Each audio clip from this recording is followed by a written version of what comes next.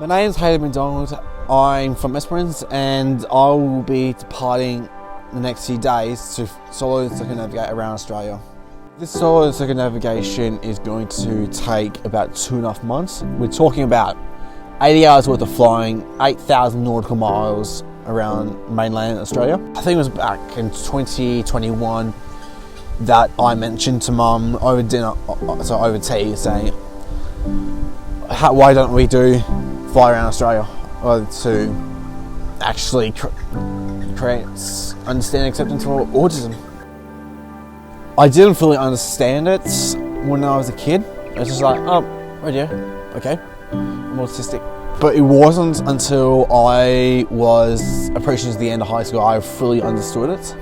He was about 18 months old when we found out that he was at high risk of autism. Took another 8 or so years to actually get a full diagnosis. He was a hard kid when he was born. He was really colicky, screamed a lot. Couldn't understand why he was happy to stand at my feet and scream but didn't want to be touched. He's got lots of strengths, and sometimes his weaknesses are his strengths at the same time. So, you know, being analytical is a fantastic strength to have when he's flying, because he can just work through everything as you would in a routine. The fact that he likes routine, he doesn't like change, and routines in aviation don't change unless of course you have a mid-air emergency. And like he says to me, he's had a couple of mid-air emergencies that have been not severe but enough for a brand new pilot, a young pilot, to put the wind up them a little bit, and he's coped with them really, really well. He just is a different person in the air to what he is on the ground, perfectly capable.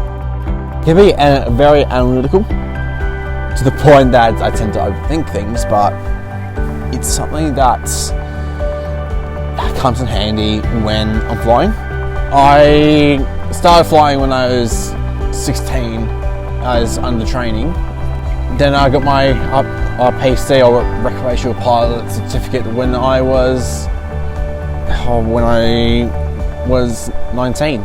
A recreational pilot certificate doesn't require a medical, but it limits me to day visual flight rules and up to aircraft up to 600 kilos. I failed both my class 1 and class 2. The quotes that I got from the reports is as follows: it's because your autism spectrum disorder represents an unacceptable risk to aeronautical navigation. It was frustrating because I knew I was a safe pilot. I knew I was capable of doing it. It's just that the label and the approach that CASA takes is not acceptable. It's not flexible. It's not inclusive at all. The goal of this trip is to create understanding and acceptance for autism through education, and to change CASA's stance on autism for the medical process, and to change the medical process. Hayden, what are you getting? I met Hayden.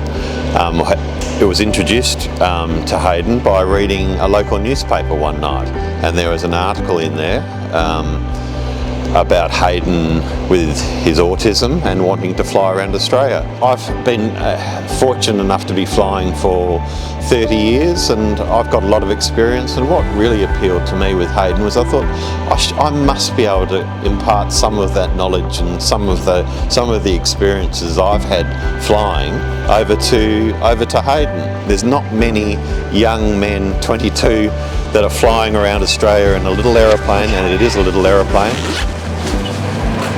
How are we feeling? Alright. Don't forget Big to breaths. Yeah, Josh. And remember when you get back. Yeah. You don't want to take him. Nah. Sure. You still haven't where I got. Things go wrong, and it's the unknown. I keep saying to Hayden, I've kept saying to Hayden, it's how you deal with it. Let's play a game, everyone. Will she start? Cubby hold off, choke on, throws close, mags. Contact! Come on, girl. Even this morning, it was difficult to start, and it's how you handle it. You can't throw in the towel and give it away, because aviation and life, as Hayden well knows, is full of challenges. His personality is very outgoing. He's a confident young man. He's a competent pilot. He knows what he's doing. He's very good at it, and he deserves to go further. I know he wants to be a flying doctor pilot, and he maybe wants to be an airline pilot. Autism is tricky, and it's a bad hand that he's been dealt. But I suspect, with a bit of help and with a bit of guidance and with a bit of maturity, he can go all the way. I do want to fly around the world. I need to have my own pilot's license in turn, which I am class 2. I want to use this experience to help me work towards commercial aviation. CASA is in control of aviation's aeronautical safety, and we totally need safety in this industry. You know, when you're flying, as Hayden does, at 7,500 feet, you know, you want to be safe. You want to know that everything's okay. But I do wonder if there would be something that we could do.